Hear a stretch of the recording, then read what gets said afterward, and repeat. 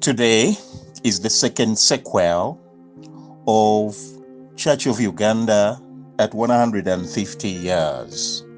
And today we want to analyze the letter that Mutesa wrote to the UK or to the civilized world requesting for teachers.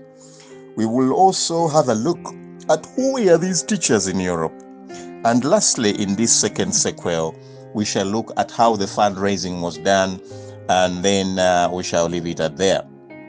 Remember, this video is just about 15 to 13 minutes, 13 to 15 minutes. Now, let me begin with the letter.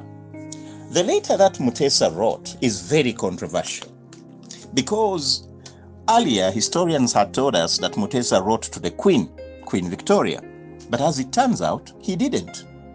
Mutesa wrote an advertisement. That is exactly what Henry Stanley told him to do.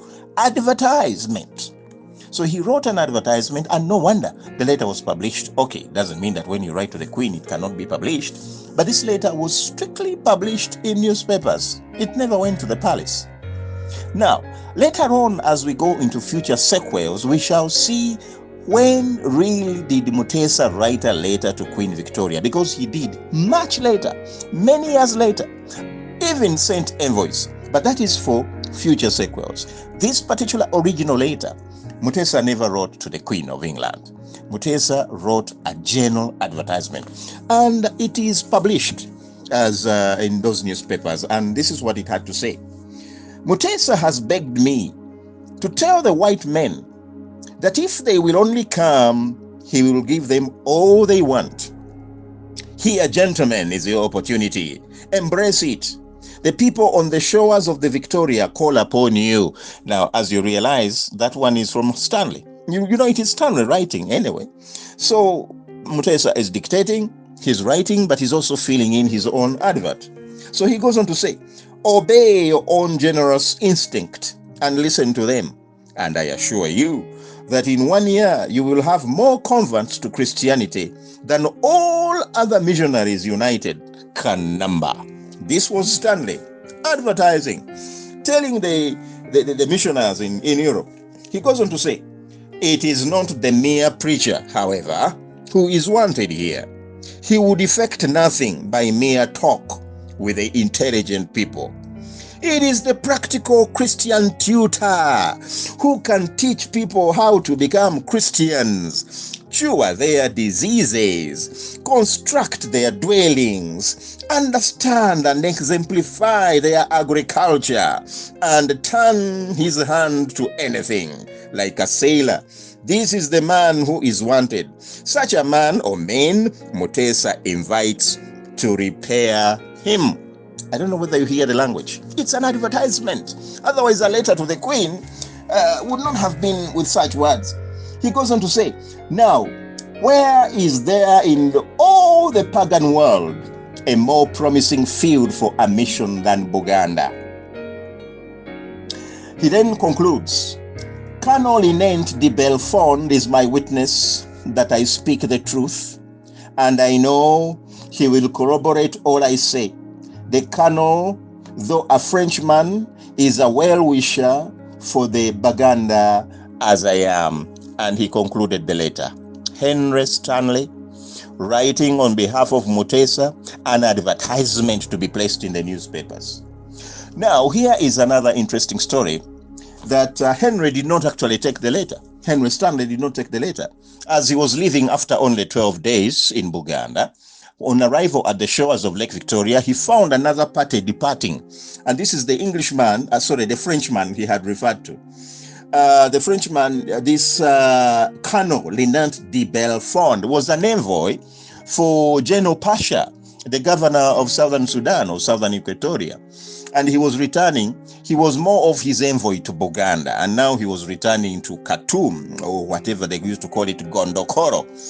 And so Henry decides to give him the letter. Why don't you give this letter to Gordon Pasha, so that Gordon Pasha posts it to England? And as a matter of fact, the diaries of Emin Pasha say that he was very angry when the letter arrived, that because it meant money, he had to spend his own money or government money to post the letter. And why was the Geographical Society not giving the money for the postage? Apparently, Emin Pasha was very, very angry. But anyway, he had to post the letter on request, and he posted the letter. But now, there is a very interesting story on how the letter reached Emin Pasha. Apparently, this Colonel Linant de Belfond was killed near Nimule by the Bari people. Apparently, the versions there are very different. Apparently, the Bari people attacked him. Then later on, research shows that they never attacked him. It was instead him who attacked them. Why would Colonel Belfond attack the Bari people? It's because they were very aggressive and violent towards the steamers that used to plow the area from equatorial area to Upper Nile. And that therefore he wanted to punish them. And in the course of the conflict, they killed him. The fact remains that he was killed. But the other version is that Belfond actually reached Gondokoro, handed over the letter to Emin Pasha, then returned to Nimule to confront the Bari people, and that's when he died. But then there is a very interesting story, how this letter was in Belfond's boots, how after he was almost rotting, the body was found, and when they removed the boots, here was the letter. So all those stories are there, but they are more suitable for a book, not a video like this one. I don't want to go into it. The fact of the matter, the letter reached Gondokoro. Emin Pasha or Gordon posted it to UK, and on arrival in UK, it was actually published. What we know, or what history proves, is that letter was dated the 14th of April, 1875, and signed by Mutesa, the Kabaka of Buganda.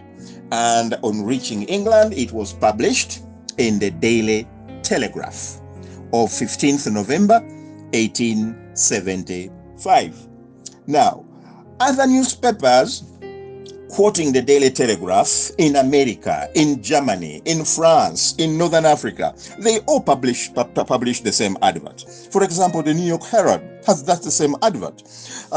In Germany, the German newspapers, and actually that's how Stanley came to see the advert and got interested and returned to England to prepare himself for the journey. That is how the white fathers in Northern Africa got to know that, hey, you mean there is a virgin place in Africa which requires missionaries on request, not us going by ourselves, but people who really want us to go. It was because of an advert that became worldwide. Now, that story of the letter, therefore, has to end there, and then we see who are these people who were so interested in coming to Africa. These were called missionaries. Who are missionaries? These are people who in the mid 18th century, now 18th century is the century with the years of 1700, 1720, 1750, 1760. So that century had a revival movement where people were emphasizing the individual conversion in spirit and the truth, not merely being clergy, but you have to accept the Lord as your personal savior in your personal life. So the clergy, some of them did not support their revival, but a lot of them and lay people supported this revival. So it is this revival movement from whom missionaries sprang. Missionaries were converted from these Christians with a passion to spread the gospel in faraway lands. And they were in several groups, and they used to call themselves evangelists. So even if you were a clergy, but as long as you were in the revival movement, they would call you an evangelist. And they have a pioneer.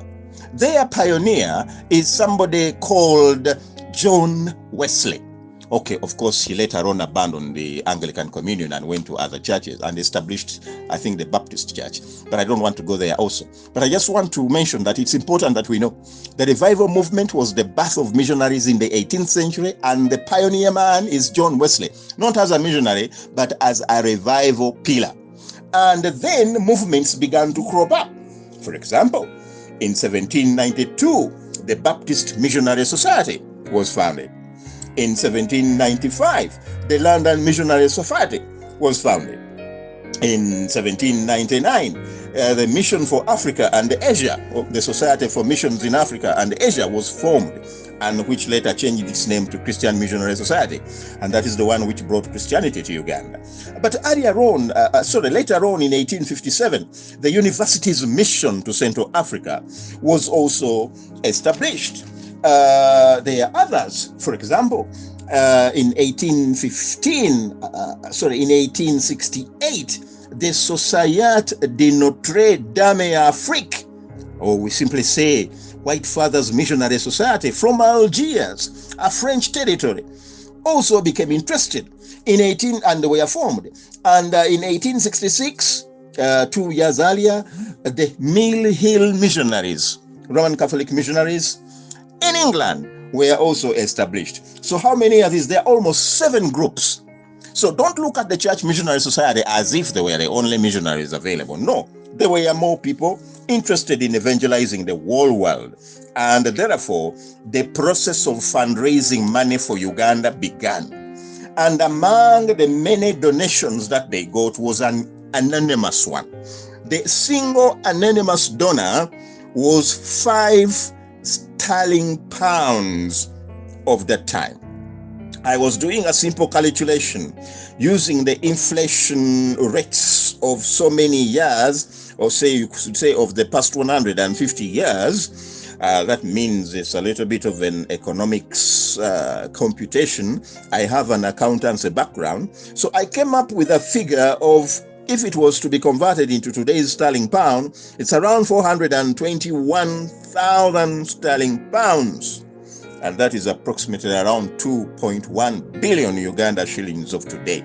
So you can see, this anonymous donor is not known even up to this day.